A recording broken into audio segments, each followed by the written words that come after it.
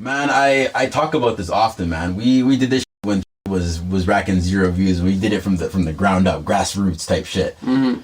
I envision when you ask me at the end of the day what I do this all for, and I imagine myself, in a rocking chair on my front porch when I'm however many years old, right? Being able to listen back to some of the shit that I'm editing now and just know that I'm doing it for some of those moments later on. I'm not doing it for nothing else. I'm not doing it for the glitz, the glam that comes with it. Great, I'll take it with it. But at the end of the day, I do it for, being able to look back at what you created back then and just be proud of something that you did. Like, you want to be able to, I'm sure, listen back to some of your records when they've been sampled time and time again, and the young kids are using some of your records and your lyrics, and you're hearing it back in today's music, years down the line, and be able to look back and say, I did it for what was much more than what some people might have thought, right? I don't do it for the momentary validation.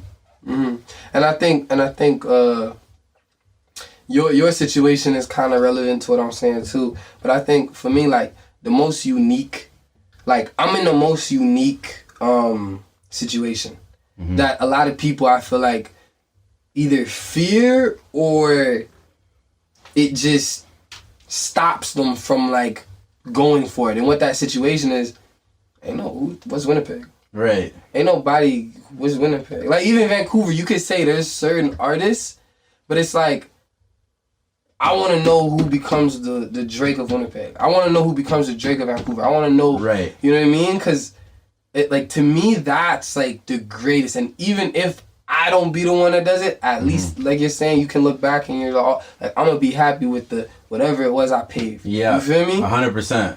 Like, that's the type of shit that, like... What do you think about standing the test of time? Niggas that make music that... might just be played here and there versus music that's timeless. I told you myself, I'd be playing some of your older records. Winter City is on my playlist today, and I'd be running it back now. And it's one of those things where, sometimes you gotta make your shit stand the test of time. Do you think of that when you're actually making your shit, or you're just kind of making it in that moment and how you're feeling now? Definitely not in the beginning.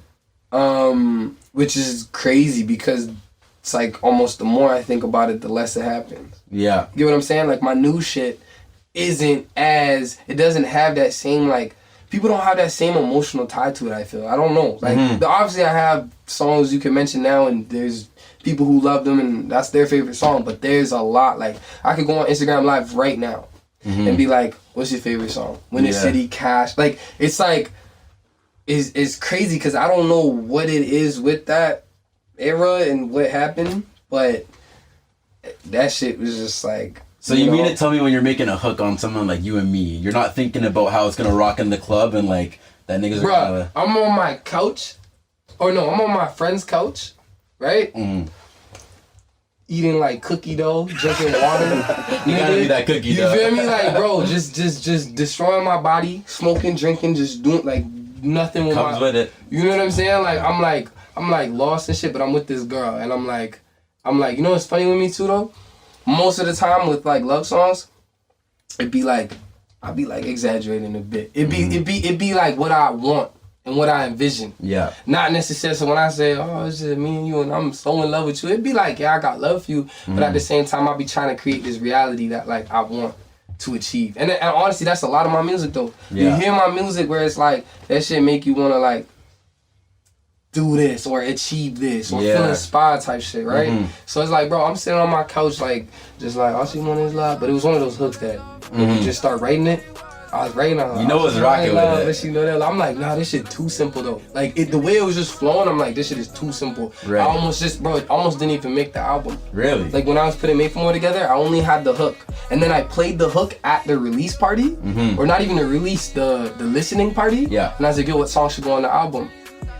I played just the hook of that, and it was because of shout out Pascal Beats, because he was like, yo, bro, because I showed him the hook, he's like, nah, I trust. And like, obviously I got everybody in the room that I feel like I value their opinion of what I got going on, so I played. They're like, yo, what? And so the next day I just finished the song, and then it was like, yeah, this shit was lit. Let's go. She stand on 10 toes, show you a real rider. Ain't gotta tell her what it is, I'm finna be about it. Got her spoken on loud, but I beat her back and she even louder. She don't tell me she love me, I'm